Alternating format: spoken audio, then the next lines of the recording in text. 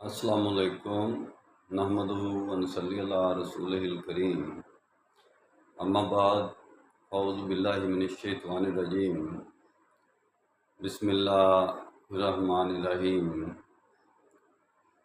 क्या कुरान की दावत मुस्लिमीन तकसीम लोगों के लिए है, तकसीम जमातों के लिए है या एक जमात के लिए है?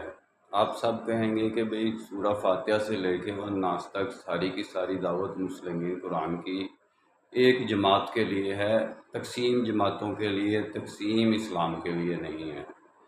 तो एक आयत भी अगर नहीं है, अहकामात भी फिर इसका मतलब नहीं है, तो फिर ये कैसे दीन पर अमल कर रहे हैं, कैसे दीन पर, कुरान की आयत पर मुस्लिमीन कैसे अमल कर रहे हैं? इसका जवाब इनके पास कोई नहीं है।